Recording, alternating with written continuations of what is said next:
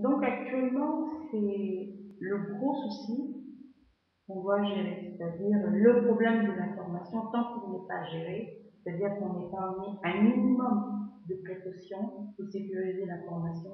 Tout ce que vous faites à la base ne sert strictement à rien. Internet aide les populations. Ça, c'est vrai, c'est des bons côtés.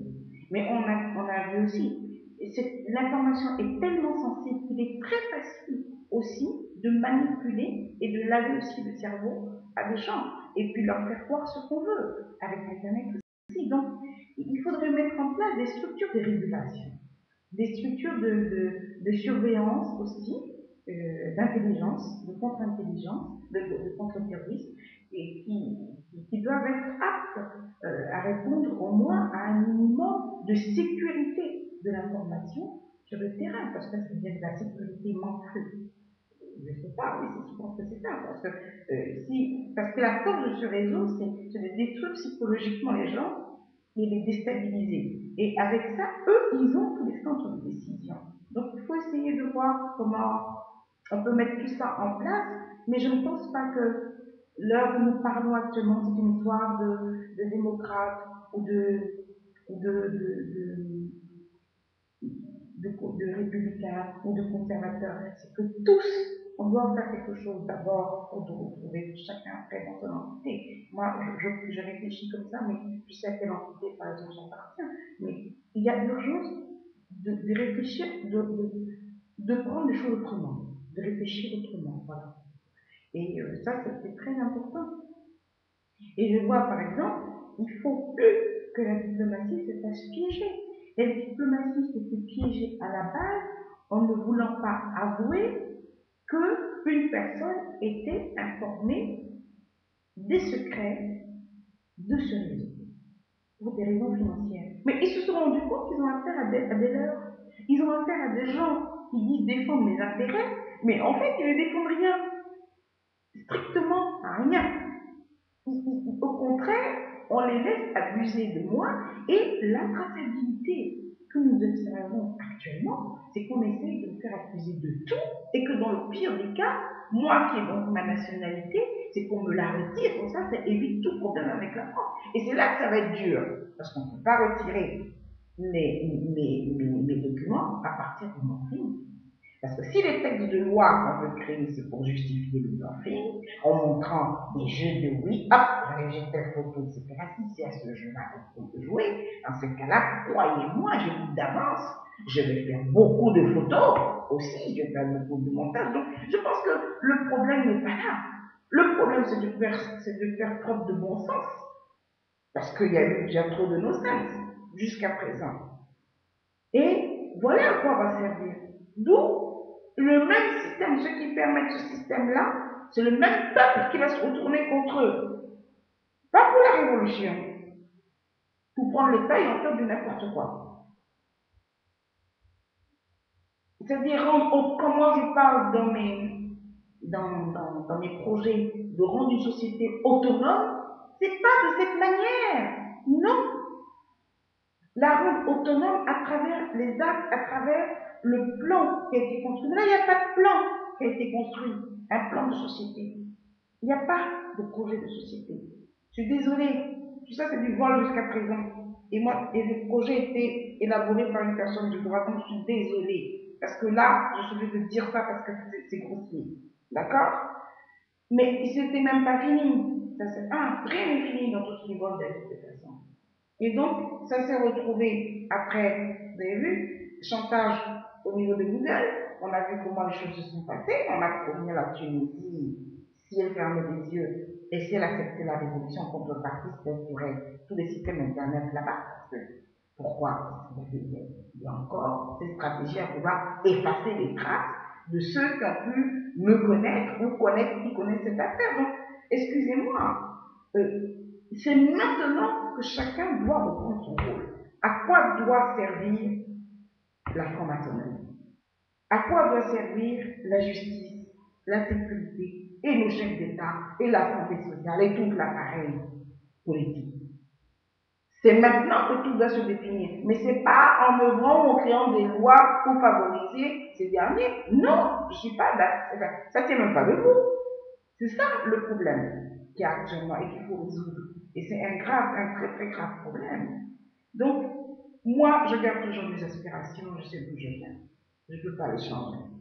La deuxième chose, je ne peux pas aussi oublier la Suisse, puisque ça a commencé en Suisse. Moi, mes affaires ont commencé en Suisse. Quand j'ai voulu, franchement, rechercher des fonds pour mes travaux, c'est en Suisse que j'ai été. Donc, tout a commencé en Suisse et on a emmené les capitaux en France. Il faut qu'on se dise bien la vérité de ce côté-là, si on ne veut pas juste vérité.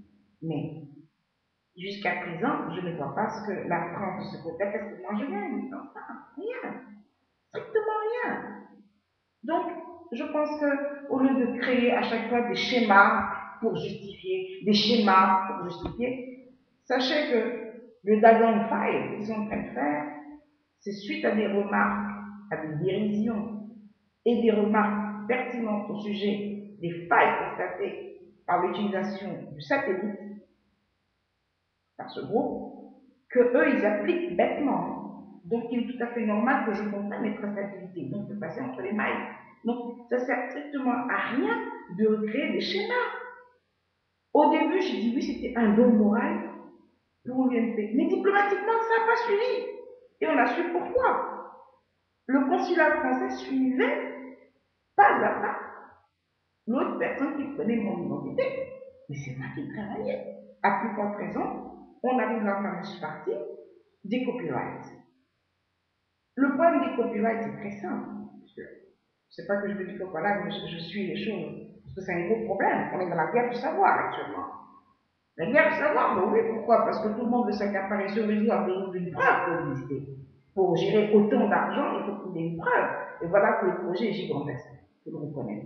Mais ils veulent prendre encore cette entité qui ne les concerne pas. Alors, Evan Safe, par exemple, c'est une méthode, en fait, une méthode qui permet de protéger une idée instantanément. C'est-à-dire, dès que vous créez l'outil, vous êtes automatiquement protégé. Maintenant, il y a une possibilité de suivre, quantifier l'information. La quantifier, donc l'évaluer, c'est la même chose. L'évaluation et protéger au maximum une information. Maintenant, le brevet est constitué de quoi? C'est une série d'idées dans un objectif, qui ont un objectif précis pour, par des moyens spécifiques, ils donnent un brevet ou un patent. Mais voilà que là, la base, c'est une technique qui permet de protéger l'idée. Donc c'est un copyright, c'est pas ça. Donc l'idée de reprendre à chaque fois mon adresse IP, reprendre, voler des informations, installer sur notre ordinateur et faire des brevets, ne sert strictement à rien. Et en plus, la spéculation des brevets n'est pas basée sur ça. Parce que où vous allez avoir des problèmes, la spéculation des brevets n'est pas basée sur les brevets qui sont existants. C'est-à-dire, c'est pas sur le fait de vendre des brevets à d'autres pays parce que vous allez vous faire vider. C'est pas ça. C'est de créer dans un cadre précis des brevets avec cette méthode, parce qu'avec cette méthode, chacun est protégé et c'est justement la protection qui justifie le plus-value. C'est ça qu'ils n'ont pas compris. La même chose, je vous répète encore, au niveau de House of Angel, le projet du start-up aux États-Unis, avec le projet House of Angel, c'est la même chose. Ils n'ont rien compris. Il ne s'agit pas de prendre des capitaux et faire des coups de magie, prendre des capitaux pour les transférer dans le capital d'un autre, prendre encore le capital chez un autre, le mettre chez un autre, c'est-à-dire des firmes. Non, pas du tout. Ils n'ont pas maîtrisé. Ça s'appelle la valeur. Ça, c'est des voyages, c'est autre chose. Moi, c'est rien. Ce que j'étais en train de faire, c'est que les spéculations vont venir de même que ça va générer. Ça génère vraiment des fonds. Ça fait des levées de fonds en fonction du produit. C'est ce que tu vas vendre qui est la qualité. Et justement, c'était à partir des safe. C'est ça le truc. C'est ça qu'ils n'avaient pas compris. Donc, je ne pouvais pas tout dire quand ils disent que c'est moi qui ai vendu tout le projet. C'est faux. C'est des usurpateurs. Il faut qu'on soit très clair de ce côté-là. C'est à partir des safe dans le domaine du luxe, c'est-à-dire le luxe a un rôle précis à jouer. Mais c'est à partir des safe du luxe dans le domaine du luxe. Moi, je vais commencer par là. et à partir de là, installer d'autres structures. Donc, ils n'ont pas compris la traçabilité des choses et eux, ils ont juste instauré une logique, en fait, de malfrat, c'est ce qu'il est, de voler des comptes, les transférer dans notre compte, pensant à spéculer et ainsi de suite. D'abord, c'est risqué parce qu'il y a un problème après tout saute. Mais ça n'a aucun rapport. C'est que le produit lui-même, avec certains jeunes, génère du profit.